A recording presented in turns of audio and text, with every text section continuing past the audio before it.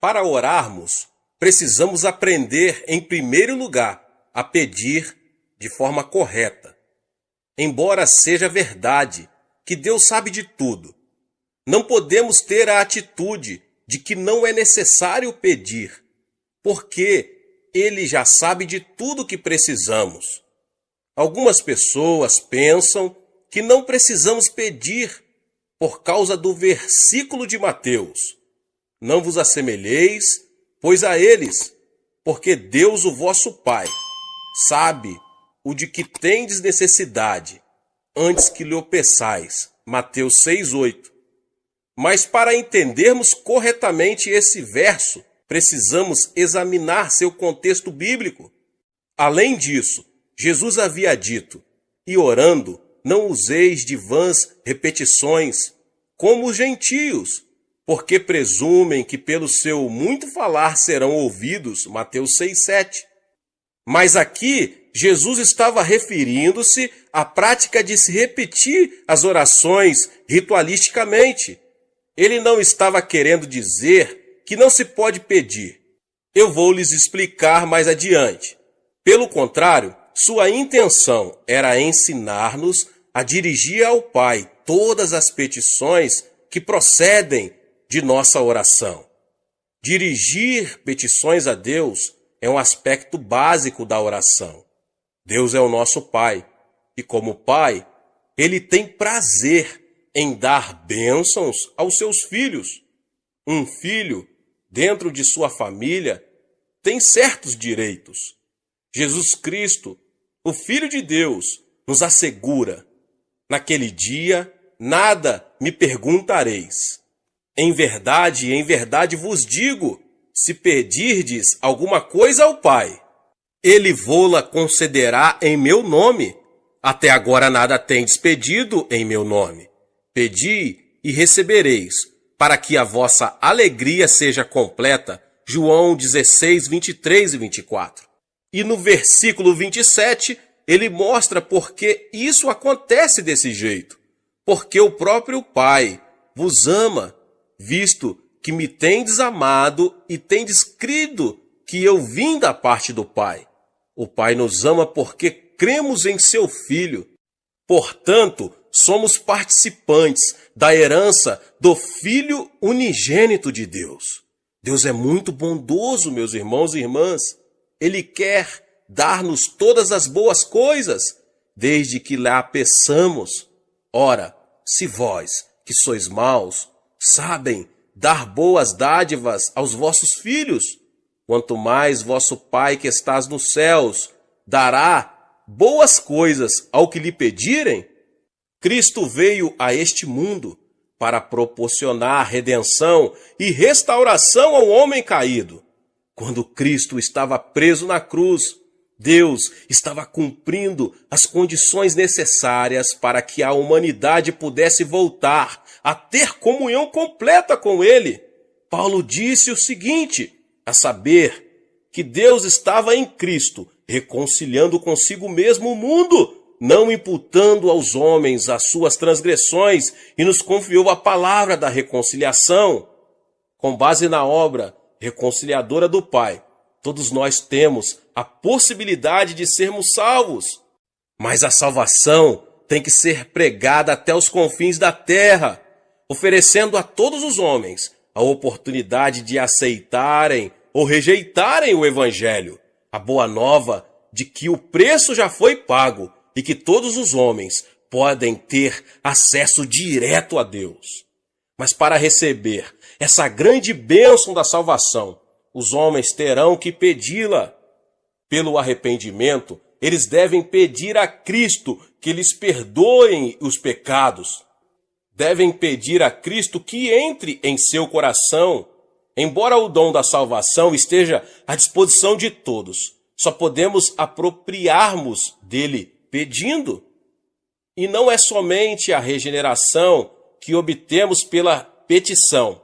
Também a plenitude do Espírito Santo está à nossa disposição, bastando simplesmente que peçamos.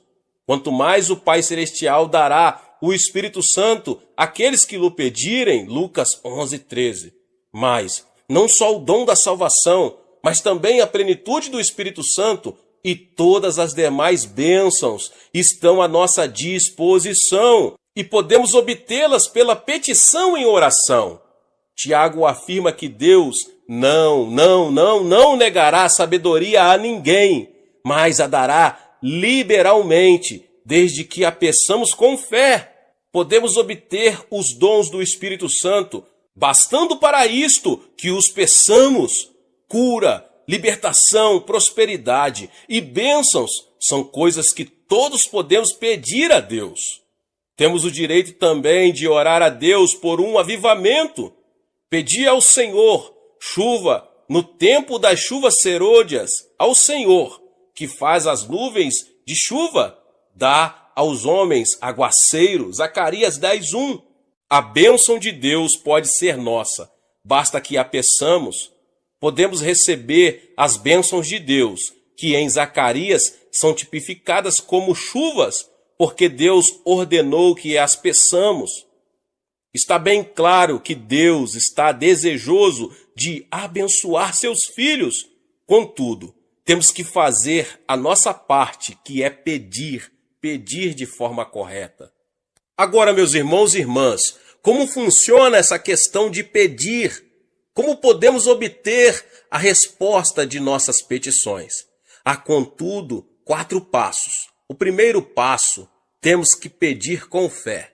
O simples fato de pedir alguma coisa a Deus não é garantia de uma resposta positiva. E tudo quanto pedirdes em oração, crendo, recebereis. Mateus 21:22. O segundo passo, temos que manter um relacionamento com Cristo. Se permanecerdes em mim e as minhas palavras permanecerem em vós, pedireis o que quiseres e vos será feito. João 15:7. Quando permanecemos em oração, desenvolvemos-nos espiritualmente, de modo que os desejos dele passam a ser os nossos. O terceiro passo, temos que ter a motivação correta. Pedis e não recebeis, porque pedis mal, para esbanjardes em vossos prazeres. Tiago 4:3. Sabemos que é desejo de Deus dar-nos boas coisas. Contudo, muito de nossos pedidos são inspirados por puro egoísmo. Deus quer que nossas petições tenham a finalidade de glorificá-lo. O quarto passo é, temos que pedir segundo a vontade de Deus. Será que isso quer dizer que teremos de procurar saber primeiro, antes de orar, se Deus quer que sejamos curados? Não. E é por isso que é tão importante conhecermos as Escrituras. A Bíblia nos diz qual é a vontade de Deus. Mas quando oramos, pedindo algo que Deus já nos prometeu, temos certeza de que oramos segundo a sua vontade.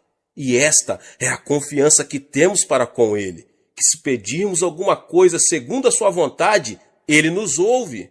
E se sabemos que Ele nos ouve quanto ao que lhe pedimos, estamos certos de que obtemos os pedidos que lhe temos feito. 1 João 5, 14, 15. Agora, meus irmãos e irmãs, como Deus responde às nossas petições? Deus responde às nossas petições segundo sua maneira própria de ser. Ele não se limita a nos dar exatamente aquilo de que precisamos. Ele nos dá em abundância. E o meu Deus, segundo a sua riqueza em glória, há de suprir em Cristo Jesus cada uma das vossas necessidades. Filipenses 4,19.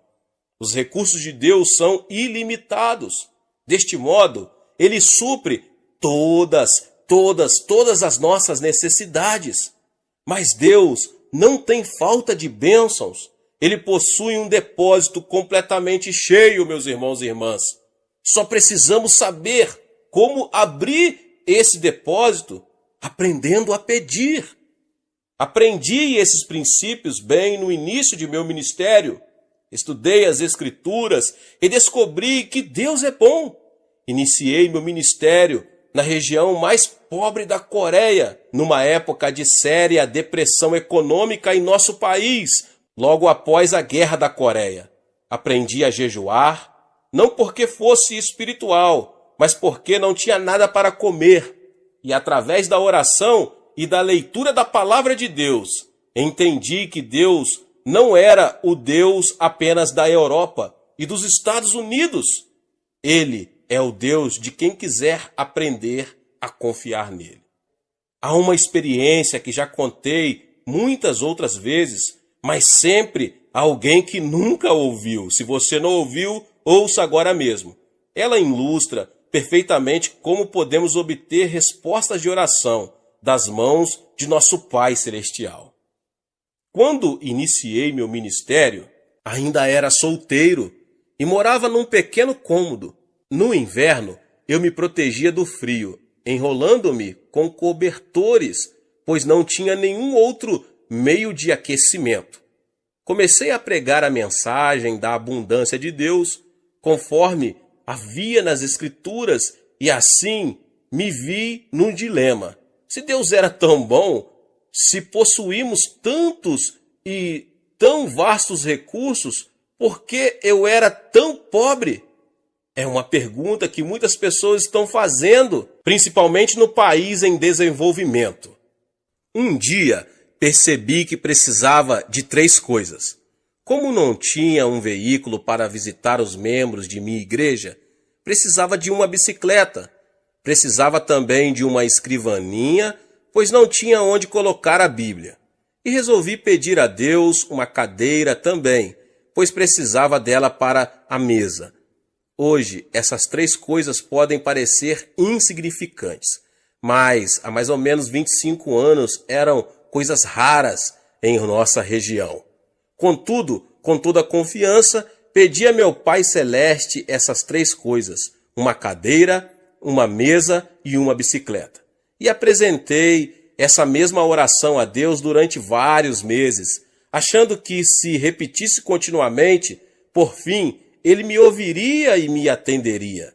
Mas 6 meses depois, fiquei meio desanimado e fiz uma oração desalentado. Senhor, sei que o tempo não significa nada para ti, e eu preciso muito dessas coisas agora. Talvez o Senhor esteja pensando em demorar mais para atender a minha petição, mas se demorar muito, eu morro e não preciso mais delas. Então, ouvi uma voz suave e tranquila me falando no íntimo. Filho, escutei sua petição desde a primeira vez em que fez, há 6 meses. Então por que não me atendeu? Indaguei. Você me pediu uma bicicleta, não foi? Continuou Deus. Mas existem muitos tipos de bicicletas. Qual delas você quer? Existem também muitos tipos de mesa, feitas de diversos tipos de madeira. Que tipo de mesa você quer? Existem também diversos tipos e modelos de cadeira. Qual tipo de cadeira você quer? E essas palavras que ele me falou naquela noite revolucionaram minha vida. Então resolvi pedir a Deus objetos específicos, uma bicicleta da fabricação americana, que naquela época havia 3 tipos de bicicleta, mas a americana era a de melhor qualidade. Pedi uma escrivaninha de mogno das Filipinas e, por último, pedi uma cadeira. Mas não era uma cadeira qualquer. Queria uma cadeira com rodinhas nos pés, para que pudéssemos girá-la à vontade, como um daqueles grandes empresários. 2 semanas depois, ganhei uma bicicleta americana, um pouco usada, e fora do filho de um missionário. Depois ganhei a escrivaninha de mogno das Filipinas e a cadeira para fazer jogo com ela. É claro que era uma cadeira giratória. A parte mais interessante dessa experiência ocorreu antes de eu receber estas coisas. Um domingo eu estava pregando sobre Romanos 4,17, como está escrito: por pai de muitas nações te constituí perante aquele no qual creu, o Deus que vivifica os mortos e chama à existência as coisas que não existem. No meio do sermão, eu me ouvi dizer com grande convicção: eu ganhei uma bicicleta, uma escrivaninha e uma cadeira. E em seguida pus-me a descrever cada um desses objetos. Depois do culto, 3 rapazes que hoje estão no ministério me procuraram e perguntaram: Pastor, será que poderíamos ver esses 3 grandes presentes que Deus lhe deu? Era bastante compreensível que eles estivessem curiosos, pois essas coisas eram muito incomuns naquela região. A caminho de casa comecei a me preocupar com o que ia dizer aqueles jovens quando vissem meu cômodo vazio. Assim que abri a porta, vi-os correr os olhos pelo aposento desprovido, procurando minha bicicleta, a cadeira e a mesa. Afinal, um deles disse: Pastor, onde estão? Indagou com expressão de espanto. Bem aqui, repliquei, apontando para o meu estômago.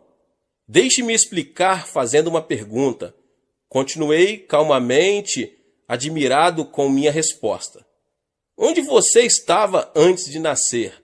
No ventre de minha mãe, respondeu um deles afinal. Certo, exclamei. E você já existia antes de nascer? Indaguei, vendo que um brilho começava a surgir no rosto deles. Já, claro que já existíamos no ventre de nossa mãe. Mas ninguém podia ver vocês, sorri. E eles disse qual era a minha condição naquele momento. Estou grávido também. Estou esperando uma cadeira, uma mesa e uma bicicleta de fabricação americana. Concluí todo orgulhoso, vendo a expressão de surpresa que havia no semblante deles, transformando-se em riso. Ora, pastor, então o senhor está grávido, disseram rindo. Tentei pedir silêncio a eles e que não contassem nada para ninguém, mas uma notícia como essa, um homem grávido, era difícil de manter em segredo. Então se espalhou pelo bairro a notícia de que o pastor da igreja local estava grávido. E quando eu passava, as mulheres olhavam para mim e riam.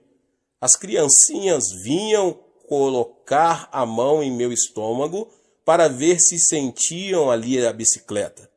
Mas depois, quando Deus me deu esses objetos, então foi minha vez de rir. E desse modo, Deus me ensinou a fazer orações específicas. É assim que se ora em fé. Não faça petições com generalidades. Certifique-se bem do que você precisa e escreva. Depois, ao orar, apresente a Deus aquilo que você deseja com detalhes. Isso feito, passe a dizer que já o recebeu. Talvez não queira dizer em público, mas comece a dar graças a Deus e a confessar que já recebeu a resposta. Lembre-se de que se pedirmos com fé, Deus nos dará o que pedimos. É muito interessante que Deus tenha ensinado isto para um pastor de um pequeno país. Parece que geralmente só os pastores de países do Ocidente falam sobre a abundância das bênçãos de Deus ao atender suas necessidades, mas eu posso testemunhar de que Ele pode fazer o mesmo por qualquer homem ou mulher que lhe o pedir segundo a sua santa palavra. Muitas vezes deixamos que as condições sociais ou econômicas em que vivemos venham a ditar o nível de nossa fé. É por isso que devemos pedir a Deus que amplie nossa visão e nossos sonhos, já que estes são a linguagem do Espírito Santo. Tendo uma visão mais ampla, poderemos obter maiores bênçãos de Deus. Certa vez, Winston Churchill disse que os grandes homens procedem de grandes países, vivem em épocas de grandes realizações e desempenham grandes tarefas. Em geral, é assim que acontece. Contudo, meus irmãos e irmãs, Jesus Cristo, o Filho de Deus, veio de um país fraco e pequeno, Israel, e na época em que ele viveu, sua terra estava sob o domínio do Império Romano. Embora ele tenha realizado a maior de todas as tarefas, certamente não viveu numa época de grandes realizações para o povo de Israel. E, no entanto, ele constituiu o ponto central de toda a história. Não importa quem você pode causar um grande impacto. Sua vida pode mudar seu país ou o mundo se você souber fazer a oração de petição. Deus deseja dar-nos muito mais do que imaginamos. Peça a Deus o dom que lhe possibilitará ter o maior impacto na situação em que você se encontra. Não se contente com uma situação comum. Sou de uma família pobre e de um país pobre e vivia em circunstâncias adversas. Apesar disso, nunca tive de abrir caminho à força para chegar diante dos grandes deste mundo. O dom da graça que Deus me concedeu tem me colocado diante de reis, rainhas, presidentes e de muitos mais notáveis líderes mundiais. Se Deus fez isso por mim, pode fazer por você também. Mesmo que você, que agora ouve essa mensagem, vive num país pobre da América Latina, sua vida pode deixar uma marca profunda nesse país e no mundo. Onde quer que você esteja agora, Deus pode e quer usá-lo para ajudar a atear o fogo do avivamento que irá varrer a África, a Ásia, a Europa, a América. Peça e você receberá, mas peça com fé, em o nome de Jesus. Deus disse a Moisés o seguinte: de lá buscarás ao Senhor teu Deus, e o acharás, quando o buscares de todo o teu coração e de toda a tua alma. Deuteronômio 4:29. O homem foi criado com o impulso de buscar comunhão com Deus. Existe nele um vazio que não pode ser preenchido com nada, a não ser uma genuína comunhão com Deus. Por mais que ele adquira coisas, elas nunca poderão tomar o lugar dessa comunhão, que preenche a própria essência do ser, dando-lhe um objetivo para a vida e alimentando sua alma. Deus criou Adão e instilou nele o fôlego da vida. Ele foi um ser físico antes de ser espiritual. Esta dimensão espiritual lhe deu a capacidade de manter comunhão e intercâmbio com Deus no meio do jardim, na virada do dia. Ao pecar, o homem perdeu essa possibilidade. Mas Deus ainda desejava manter comunhão com ele, e então tomou a iniciativa em Abrão. Este veio a ser o pai, Abraão, de todos os fiéis que iriam ter a oportunidade de manter comunhão com Deus. Mais tarde, Deus manifestou sua presença física na terra, através do tabernáculo de Moisés. Contudo, com poucas exceções, só o sumo sacerdote podia entrar na terceira divisão do tabernáculo, que era chamado o Santo dos Santos.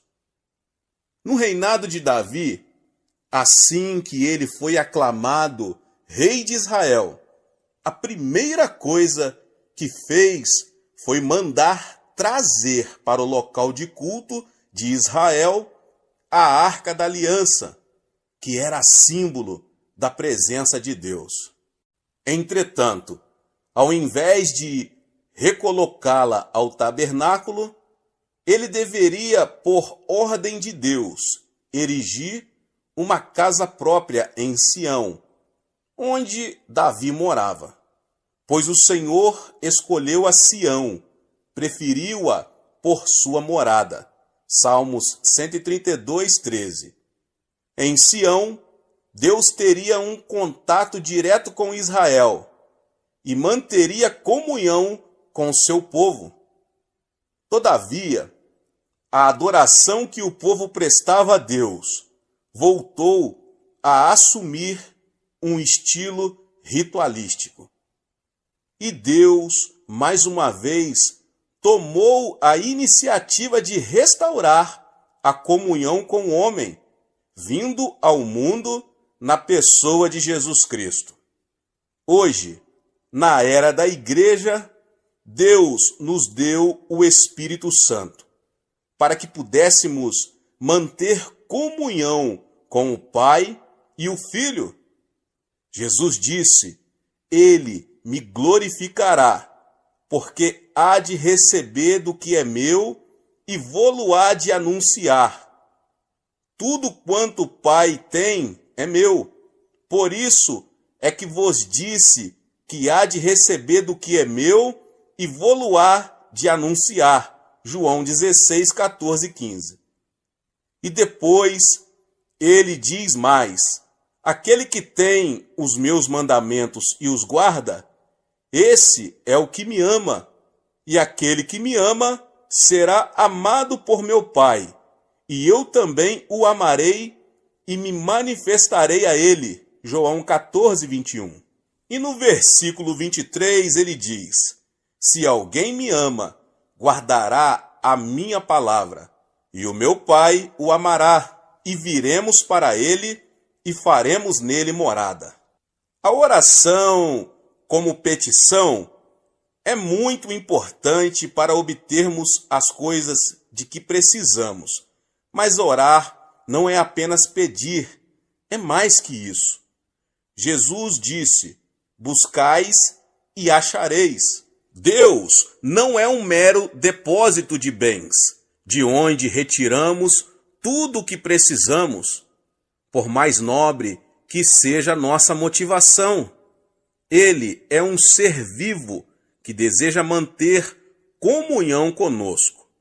Mas vem a hora, e já chegou, em que os verdadeiros adoradores adorarão o Pai em espírito e em verdade, porque são estes que o Pai procura para seus adoradores.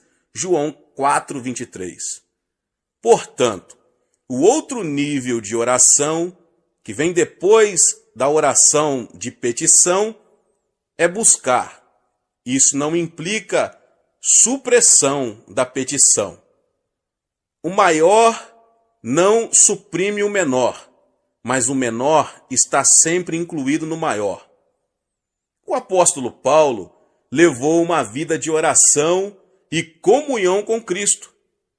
Ele dá o seguinte testemunho à igreja de Filipos: mas o que para mim era lucro, isto considerei perda por causa de Cristo. Sim, deveras considero tudo como perda, por causa da sublimidade do conhecimento de Cristo Jesus, meu Senhor, por amor do qual perdi todas as coisas e as considero como refúgio para ganhar a Cristo. Filipenses 3, 7 e 8. Como é que Paulo pôde ganhar a Cristo? Sabemos que a salvação é um dom de Deus, pela graça, mediante a fé. O que Paulo está dizendo neste texto não é que faz isso para ganhar a salvação, mas ele se refere a uma profunda comunhão com Cristo. Esse nível de comunhão não se consegue por acaso. Tem que ser buscado e, por isso, exige esforço da nossa parte. O que Paulo recebeu com esse tipo de oração?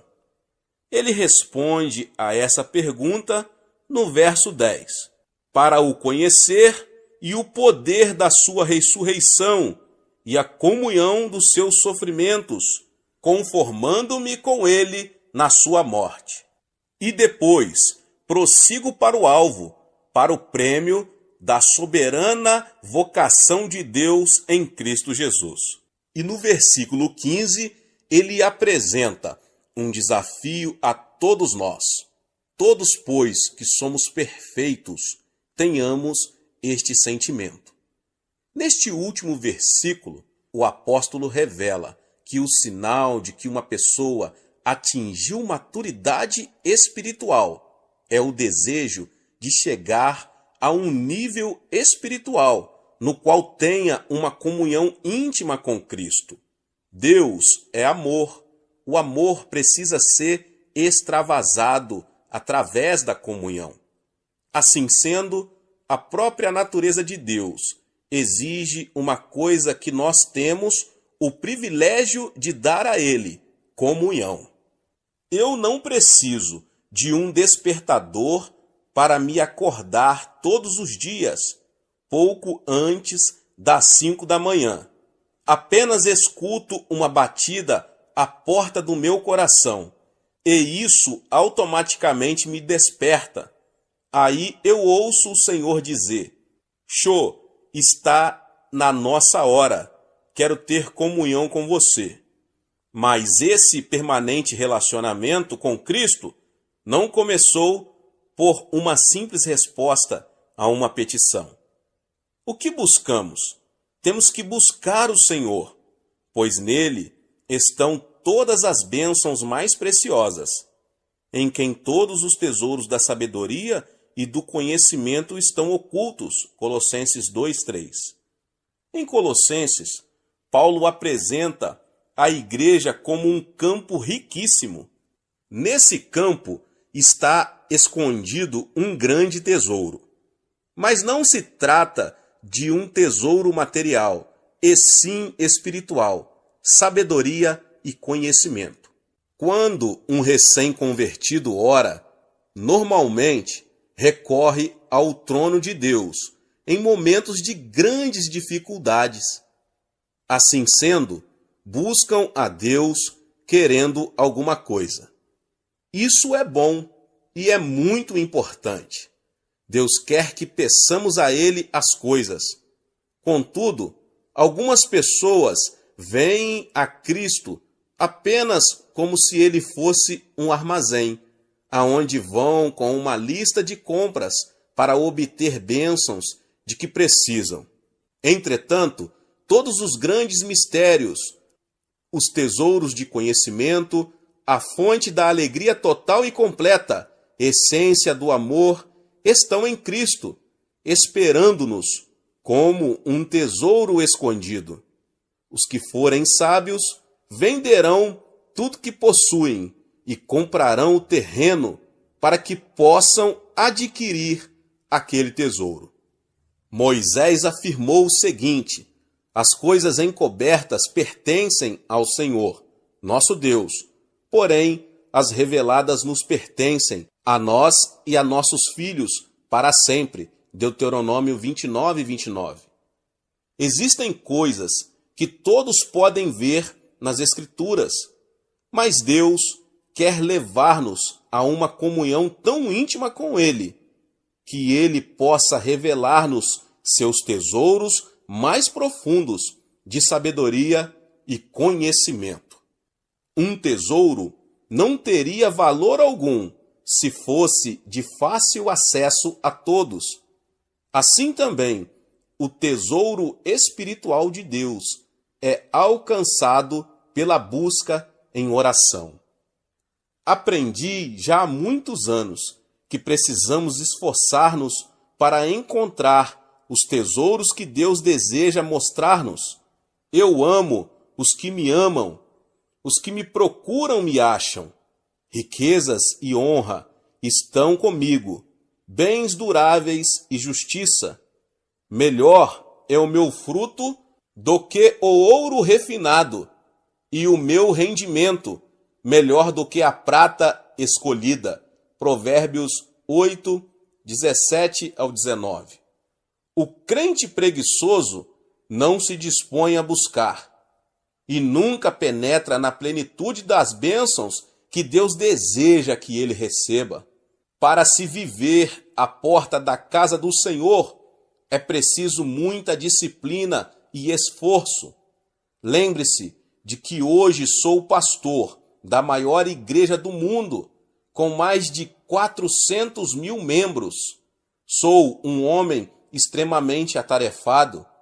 E porque é grande o número de pessoas que vêm à nossa igreja? Será por causa do sistema de grupos, grupo familiar ou células? Embora esse sistema seja um meio muito eficaz, pelo qual a maioria dos membros da nossa igreja veio ao conhecimento de Cristo, não é a principal razão pela qual milhares de pessoas esperam em fila no domingo para conseguir lugar em um dos 7 cultos de nossa igreja. Elas vêm aqui para se alimentarem da carne da palavra de Deus. E de onde recebo minhas mensagens? Recebo-as do meu Senhor, em oração e íntima comunhão e união com Ele. Todos os crentes sábios devem ter como imperativo para a sua vida as seguintes palavras: ouvi o ensino, sede sábios e não o rejeiteis. Feliz o homem que me dá ouvidos, velando dia a dia as minhas portas, esperando as ombreiras da minha estrada. Porque o que me acha, acha a vida e alcança favor do Senhor. Provérbios 8, 33 ao 35. Se você não possui uma vida espiritual vibrante, é que ainda não aprendeu a buscar o Senhor. Se ao estudar a palavra de Deus, não recebe novas revelações da realidade espiritual, então é possível que ainda não tenha entrado na segunda fase da oração: buscai e achareis. Embora orar seja apresentar petições a Deus e buscá-lo numa dimensão de profunda comunhão, também é interceder junto a Ele no Espírito Santo.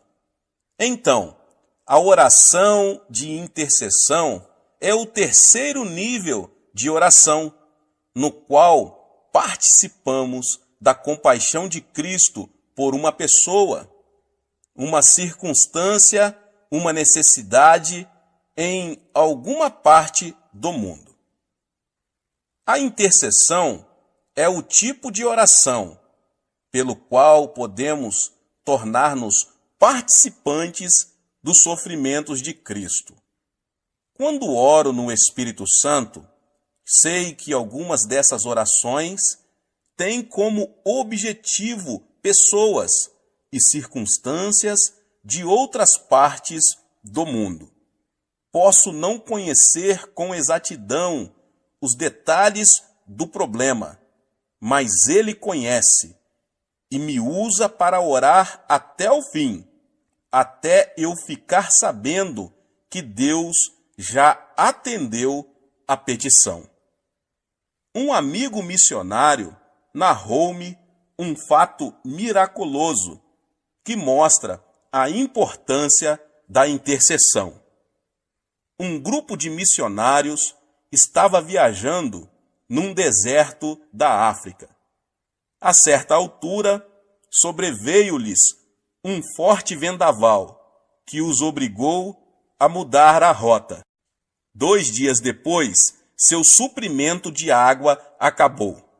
Ficaram a vaguear pelo deserto, sofrendo desidratação.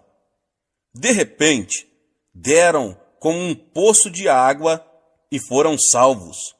Mais tarde, voltando a esse lugar onde tinham sido salvos, constataram que o poço não existia. Na ocasião em que estavam passando por aquela necessidade, alguém estivera intercedendo em oração e Deus fizera um milagre. Em 1965, conheci uma senhora que me relatou sua experiência de intercessão em favor de nossa igreja. Após fundar minha primeira igreja, que ficava numa localidade afastada de Seul, comecei um trabalho pioneiro para a organização de uma igreja no centro da capital. 20 anos antes de eu começar essa igreja em Seul, aquela senhora tinha tido 3 visões dela. Após cada uma das visões, ela intercedeu por nós no Espírito. Na ocasião em que ela orava, 1944. O país ainda estava debaixo da ocupação japonesa e não havia ainda qualquer plano acerca da igreja. Mas o Espírito Santo sabia que essa igreja, que se chamava de Igreja de Sudaemon, por causa do local onde se situava, iria tornar-se a igreja central do Evangelho pleno. Deus usou aquela senhora fiel numa oração de intercessão para levar o Espírito Santo a pairar sobre essa área muitos anos antes que a visão viesse a se concretizar.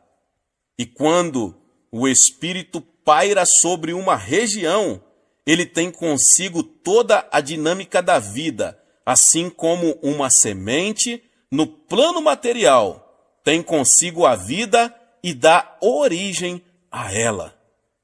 Esse ponto é muito importante, e por isso que desejo estender-me um pouco mais nele.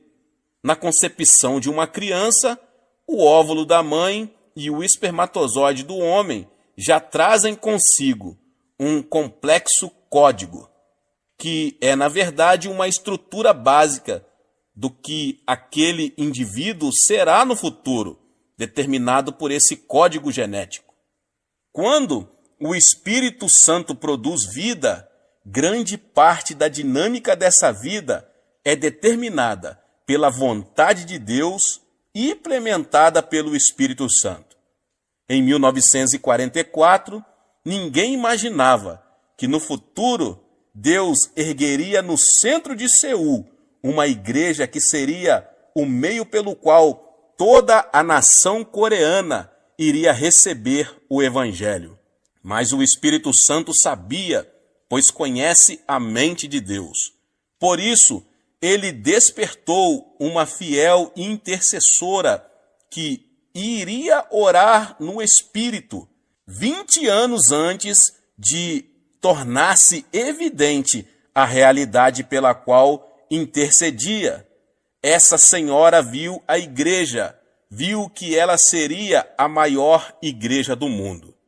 Ela teve a mesma experiência de Simeão e Ana, em Lucas, no capítulo 2. Eles reconheceram que a criança que se achava diante deles naquele momento e que tinha apenas 8 dias de nascida seria o Messias de Israel. Agora, quais são as qualidades de um intercessor? Simeão constitui um exemplo perfeito das qualidades que o intercessor deve possuir. Em primeiro lugar, ele era um homem de oração. A pessoa que quiser entrar no ministério de intercessão tem que ser dedicada à oração. Em segundo lugar, ele era paciente. A Bíblia diz que Simeão aguardava a consolação de Israel, enquanto a maioria das pessoas aguardava uma solução política. Ele sabia que a solução para o problema do povo de Israel seria espiritual. Assim sendo, poderia esperar muitos anos para ver a resposta de suas orações. Em terceiro lugar, ele era cheio do Espírito Santo. Só uma pessoa que possui o Espírito Santo pode suportar o peso da oração da intercessão. Em quarto lugar, ele confiava. Simeão tinha recebido a revelação de que veria a resposta de suas orações antes de morrer. Então ele passou a ir ao templo todos os dias, fielmente, durante anos e anos, até que chegou finalmente a ocasião em que Cristo foi apresentado ali. Em quinto lugar, ele era um homem de visão.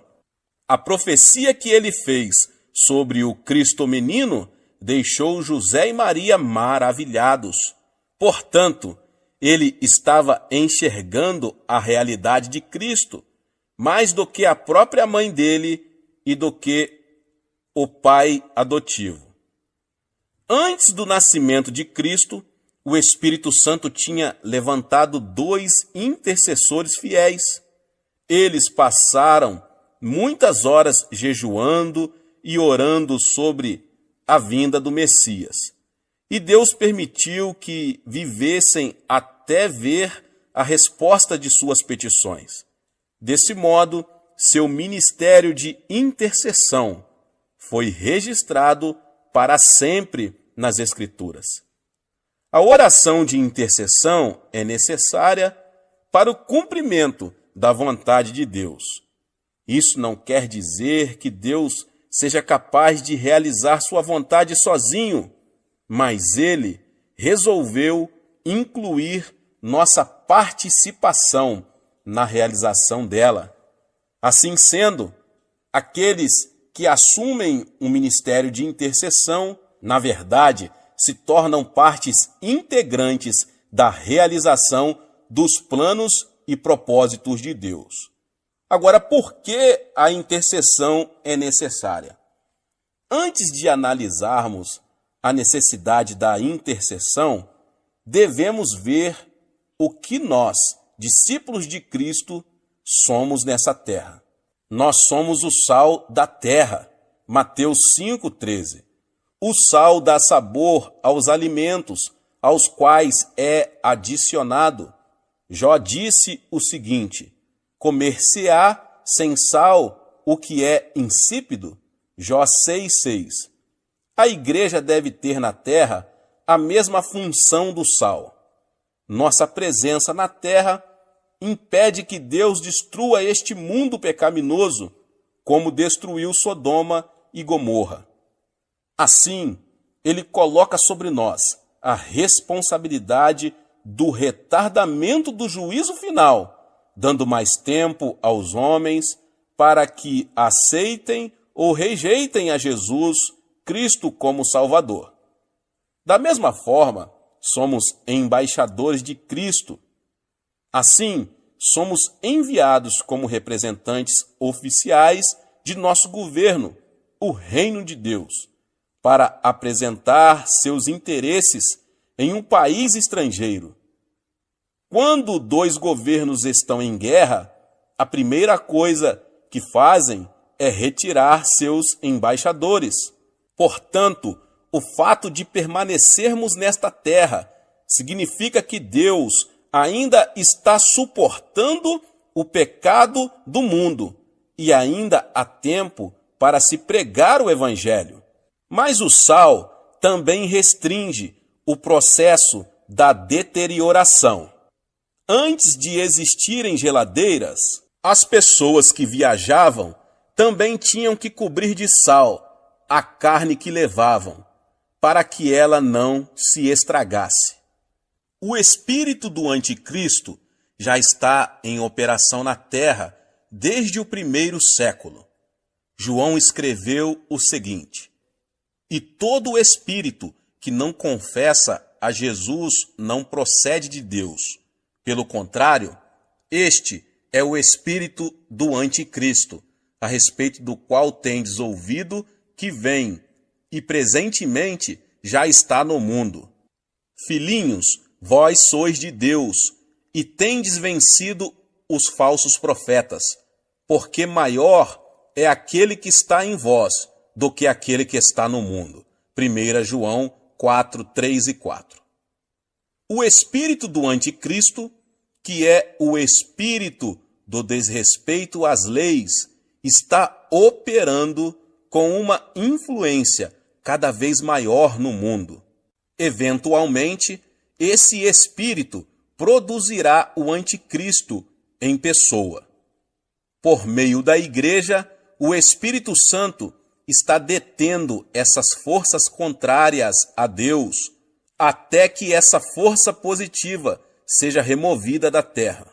À medida que vamos amadurecendo no cristianismo, começamos a compreender que ser crente não é apenas um privilégio, mas também constitui uma responsabilidade. E sendo a principal barreira que impede a expansão da influência de Satanás no mundo, precisamos entender bem a importância da oração de intercessão. Se não entendermos claramente nossa condição de sal da terra e por negligência permitimos que o mal assuma o controle das circunstâncias naturais prevalentes em nosso país, então o sal terá perdido seu sabor.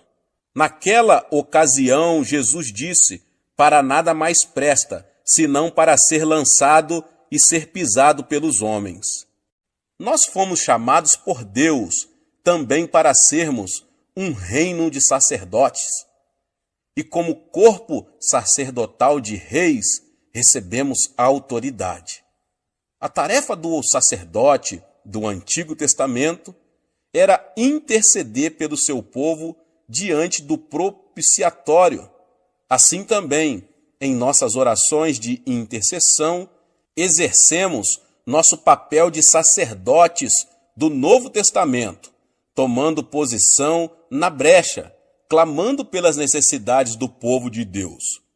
Deus determinou que seus filhos governem conjuntamente com Cristo. Ele não governa sobre nós, eximindo-nos de responsabilidades, mas ele nos delegou a autoridade para assisti-lo em seu governo na terra. E pôs todas as coisas debaixo dos pés, e para ser o cabeça sobre todas as coisas, o deu à igreja, a qual é o seu corpo, a plenitude daquele que a tudo enche todas as coisas. Efésios 1, 22 e 23. E no capítulo 2, Paulo amplia sua explanação de nosso papel como governantes, e juntamente com ele nos ressuscitou e nos fez assentar nos lugares celestiais em Cristo Jesus. No exercício da autoridade espiritual, o conhecimento e sabedoria humanos que possuímos são vivificados pelo Espírito Santo, mas possuímos também conhecimento espiritual, que ultrapassa nosso conhecimento natural. Esse tipo de conhecimento nos é dado pelo Espírito Santo. O texto do Antigo Testamento, mais citado no Novo, é o Salmo 110.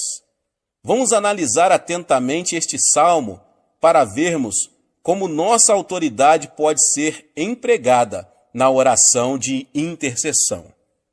Disse o Senhor ao meu Senhor: assenta-te à minha direita, até que eu ponha os teus inimigos debaixo dos teus pés. O Senhor enviará de Sião o cedro do seu poder, dizendo: domina entre os teus inimigos. Apresentar-se-á voluntariamente o teu povo no dia do teu poder, com santos ornamentos, com o orvalho emergindo da aurora, serão os teus jovens. O Senhor jurou e não se arrependerá. Tu és sacerdote para sempre, segundo a ordem de Melquisedeque. O Senhor, à tua direita, no dia da sua ira, esmagará os reis. Ele julga entre as nações, enche-as de cadáveres, esmagará cabeças por toda a terra. De caminho, bebe na torrente e passa de cabeça erguida.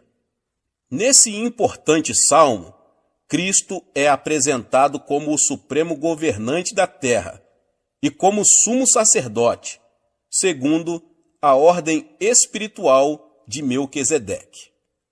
O autor do livro de Hebreus amplia mais o papel de Cristo como sacerdote espiritual, vivendo para sempre para interceder por eles. O governo de Cristo se revestirá de características bem peculiares, pois que governará sobre seus inimigos. Davi, quando era rei, no meio de seus inimigos, possuía um trono físico. Assim também, Cristo, que se acha no pleno controle de tudo, sem contudo possuir os tronos físicos do poder terreno. Assim sendo, a maneira pela qual o mundo experimenta o domínio de Cristo nas atuais circunstâncias é pelo exercício da autoridade da igreja. Agora que já entendemos nossa posição espiritual neste mundo, como sal da terra, sacerdotes reais e coparticipantes do governo de Cristo, vejamos como funciona a intercessão e por que ela é necessária. Como vimos na oração que Daniel fez, Satanás faz oposição à vontade de Deus, não somente naquilo que diz respeito à igreja, mas em tudo que se relaciona com o mundo. Tendo recebido autoridade sobre esta era, Satanás é chamado de o Deus deste século. Ele dirige todo o seu poder contra o povo de Deus, que, como já vimos, é chamado a exercitar a autoridade de Cristo. Sabendo que a igreja é o principal obstáculo às suas pretensões na terra, Satanás se esforça para nos devorar como um leão que ruge. Entretanto, o evangelho tem que ser pregado e as nações têm que chegar ao conhecimento de Cristo. Vemos aí dois interesses conflitantes. E como vemos pelo estudo da história, quando há conflito de interesse entre as nações, surgem as guerras. Pela intercessão, o crente passa a exercer sua função sacerdotal, pela qual ele oferece uma base terrena a Deus, para que promova seus interesses. Esta era tornou-se um campo de batalha entre duas forças oponentes, mas Deus possui um grupo seu em terra estrangeira que pode fazer com que a influência da eternidade penetre nesta era. Dessa forma, este mundo natural pode ser conquistado e passa a estar sob o domínio do reino de Deus. Quando Israel estava guerreando contra seus inimigos, Moisés levantou as mãos, mas na hora em que ele abaixava as mãos, Israel era derrotado. Isso é um símbolo claro da prática da intercessão. Existe um preço na intercessão. Antes de compreendermos o preço da oração intercessória, precisamos entender o sofrimento atual de Cristo. Quando Saulo estava viajando para Damasco, ele viu uma luz fortíssima. Enquanto seus companheiros de viagem ouviam um trovão, ele ouviu claramente uma voz do céu que indagava: Saulo, Saulo, por que me persegues? E a resposta dele foi: Quem és, Senhor? E Cristo respondeu: Eu sou Jesus, a quem tu persegues. Saulo, que mais tarde passou a ser chamado Paulo, nunca pensara que estivera perseguindo a Jesus Cristo. Perseguia apenas a igreja. Contudo, o Senhor não lhe perguntou por que estava perseguindo o seu povo. Perguntou por que Paulo perseguia a ele. Nós somos o corpo de Cristo. Tudo que nós, que somos membros dele, sentimos, ele sendo a cabeça, sente também. As dores que nós sentimos, na realidade, não são percebidas na superfície do corpo, no local afetado, mas no cérebro que fica em nossa cabeça. O cérebro projeta a dor para a parte do corpo que está afetada, para que seja tomada a providência necessária. Assim acontece também com o corpo de Cristo. Ele sente tudo o que sentimos, ele sofre o que sofremos, mas sendo a cabeça, o sofrimento dele é mais intenso. É verdade que as pessoas que podem infligir-nos maior sofrimento são as que estão mais perto de nós. Infelizmente, alguns crentes voltam para o mundo, rejeitando o precioso Senhor que os salvou. Lemos em Hebreus que, de novo, estão crucificando para si mesmos o Filho de Deus e expondo-no à ignomínia. Hebreus 6:6. Portanto, cada vez que um crente se volta para o mundo, Cristo sofre novamente o que passou na cruz. Pela oração de intercessão, o crente participa dos sofrimentos de Cristo com relação a um determinado problema de seu corpo. Certa ocasião, um pregador estava dirigindo uma campanha evangelística em larga escala na África. Um dia, ele acordou no meio da noite em prantos. Começou a orar e viu-se repetindo várias e várias vezes um nome desconhecido. Horas depois, o fardo da intercessão se desfez, depois de ele haver orado muito tempo em meio à grande agonia. Então, ele encerrou sua oração. No dia seguinte, ele viu nos jornais um relato muito estranho. Naquela noite, um povoado, cujos habitantes eram cristãos, tinha sido massacrado. O nome do povoado era o mesmo que ele estivera falando na noite anterior, e pelo qual chorava. Cristo sofrera a dor de seu povo, mas encontrara alguém que estava disposto a participar de seu sofrimento e de interceder no Espírito. Paulo escreveu o seguinte: para o conhecer e o poder da sua ressurreição e a comunhão dos seus sofrimentos. Filipenses 3:10. Nesse versículo, Paulo demonstra que não apenas quer gozar do poder da ressurreição de Cristo, mas também está disposto a ter comunhão com ele em seus sofrimentos. Em nossa igreja, dispusemo-nos a iniciar um ministério de intercessão. Já aprendemos a exercitar a oração da petição e estamos vendo nossas necessidades serem atendidas. Praticamos também a oração devocional, de modo que gozamos de comunhão com nosso maravilhoso Senhor. Mas estamos ainda mais comprometidos com a oração de intercessão, de modo que estamos presenciando um avivamento em nossa terra e o veremos no mundo todo. Não existe nenhum outro lugar da terra onde se saiba que milhares de pessoas estão jejuando e orando continuamente, entre 3 e 10 mil pessoas. Estamos encarando seriamente a batalha que Deus nos mandou travar. Estamos utilizando com toda seriedade as armas espirituais que nos garantirão a vitória.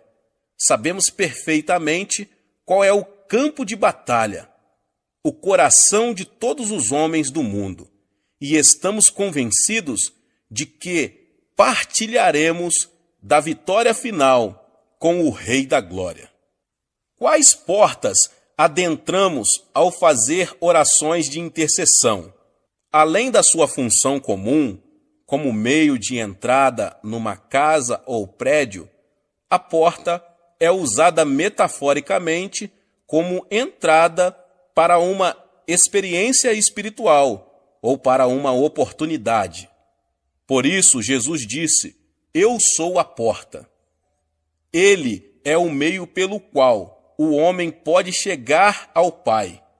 Paulo empregou essa palavra como uma entrada para uma oportunidade. Ele disse: "Ora, quando cheguei a Troade para pregar o evangelho de Cristo, e uma porta se me abriu no Senhor, não tive, contudo, tranquilidade no meu espírito." 2 Coríntios 2, 12 e 13.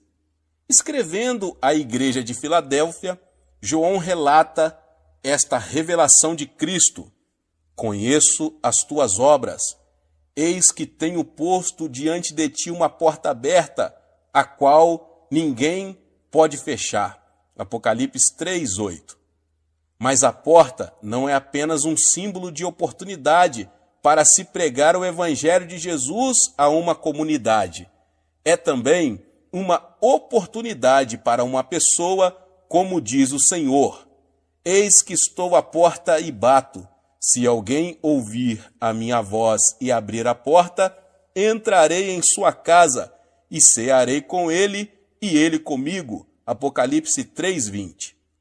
Existem portas de acesso às nações e grupos étnicos que podem ser abertas.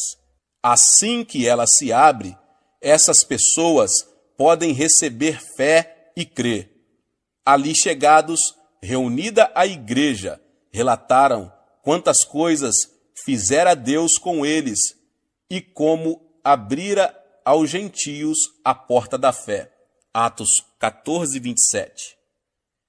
Entrar numa dessas portas de oportunidade implica enfrentar oposição espiritual por parte dos principados e potestades que impedem que as nações recebam o evangelho e o aceitem. Porque uma porta grande e oportuna para o trabalho se me abriu, e há muitos adversários. 1 Coríntios 16:9. Somente o Senhor Jesus Cristo pode abrir uma porta que está fechada para o evangelho. Ora, quando cheguei a Troade para pregar o evangelho de Cristo, e uma porta se me abriu no Senhor. 2 Coríntios 2:12. Como podemos conseguir que se abram as portas da fé e da oportunidade? Já vimos que é Cristo quem abre essas portas. Contudo, Deus nos tornou membros do corpo dele. Isso significa que a cabeça tomou a deliberação de atuar na terra através de seu corpo. Assim, é necessário que utilizemos as armas da oração intercessória para resistirmos às forças espirituais que estão mantendo essas portas fechadas. Logo que as orações rompem essa barreira, Cristo pode abrir a porta e toda uma cidade, nação ou raça pode ser salva. Paulo confirma isso quando diz: suplicai ao mesmo tempo também por nós, para que Deus nos abra a porta à palavra, a fim de falarmos do mistério de Cristo, pelo qual também estou algemado, para que eu o manifeste como devo fazer. Colossenses 4:3 e 4.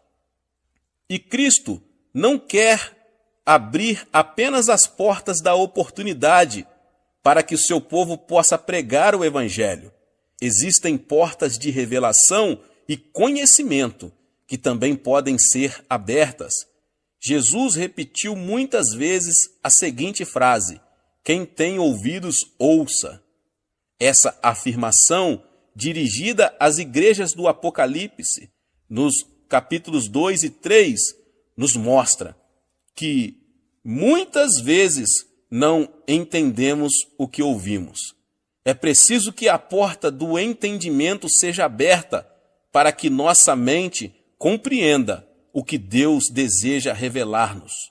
Depois destas coisas, olhei, e eis não somente uma porta aberta no céu, como também a primeira voz que ouvi, como de trombeta, ao falar comigo, dizendo: sobe para aqui, e te mostrarei o que deve acontecer depois destas coisas.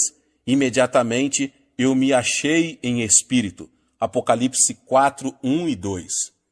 Vimos no livro de Atos que Deus pode abrir uma porta de oportunidade e mantê-la aberta para que preguemos o evangelho sem empecilhos.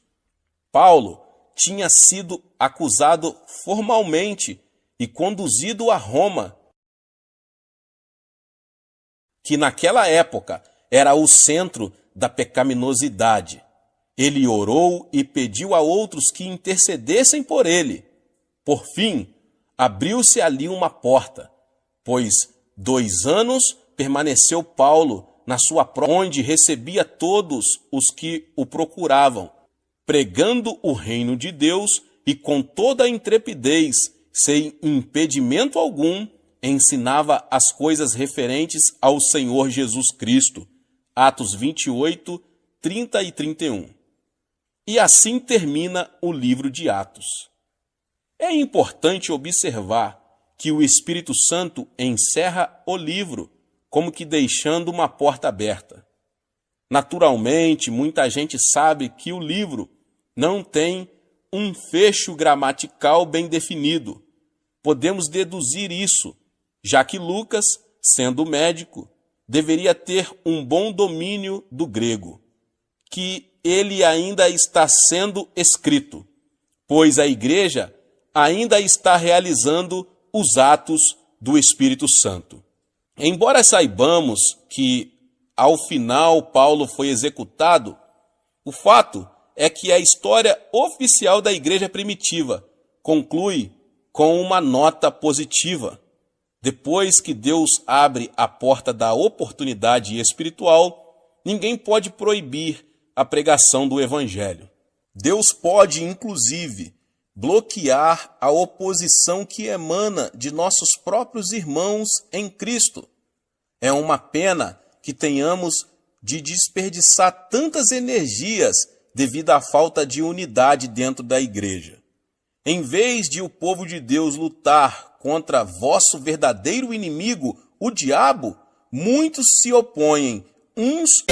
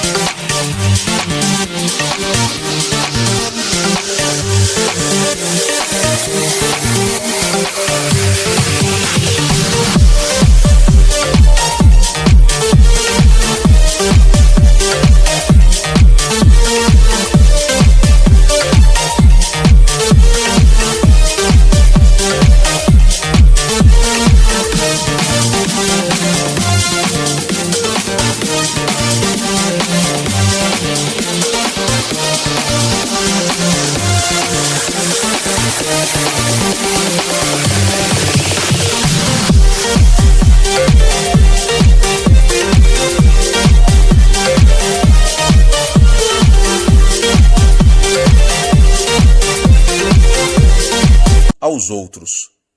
Contudo, pode haver uma porta aberta que atue de forma de bloqueio para a oposição que brota de dentro. Paulo experimentou isso em Atos 28. Então, eles disseram: nós não recebemos da Judéia nenhuma carta que te dissesse respeito.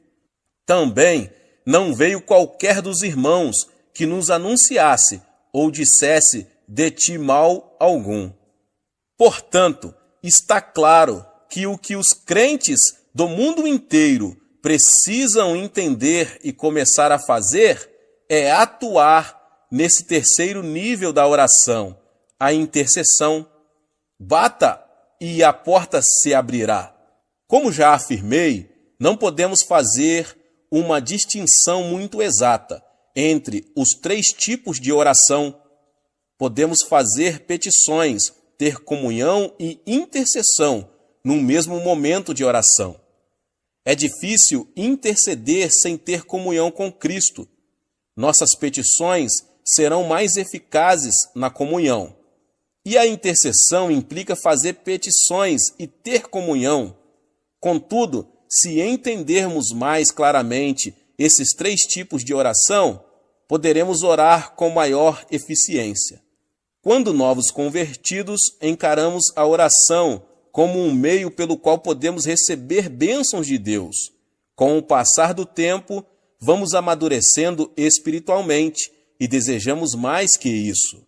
Agora, nossa experiência já não possui mais aquele forte sabor de novidade e podemos até pensar que estamos nos afastando da fé. O que está acontecendo, na verdade, é que estamos sendo desmamados e já nos encontramos preparados para ingerir alimento sólido. É então que precisamos passar a ter comunhão espiritual com Cristo através da obra do Espírito Santo. Assim, quem tem início o nosso relacionamento pessoal com Cristo, começamos a ter o mesmo sentimento que Ele. Não podemos mais permitir que as coisas continuem do mesmo jeito de antes. E por isso nos apresentamos voluntariamente para fazer parte do exército da oração. Davi proferiu a seguinte profecia: apresentar-se-á voluntariamente o teu povo no dia do teu poder. Muitos perguntam por que estamos gozando de um avivamento contínuo aqui na Coreia. Nós nos dispusemos voluntariamente a orar até que o evangelho seja pregado no mundo todo, e as portas irão se abrindo à medida que as forças espirituais do mal forem sendo imobilizadas em nome de Jesus. Deus abençoe a sua vida, você que ouviu essa palavra. Talvez você chegou aqui pela primeira vez e ainda não é inscrito no canal. Se inscreva no canal e ative o sininho das notificações. Todos os dias são postados vídeos abençoados aqui no canal para te abençoar. Deixe também o seu like e não esqueça de compartilhar este vídeo, esta palavra, com mais pessoas. Nos vemos nos próximos vídeos. Amém!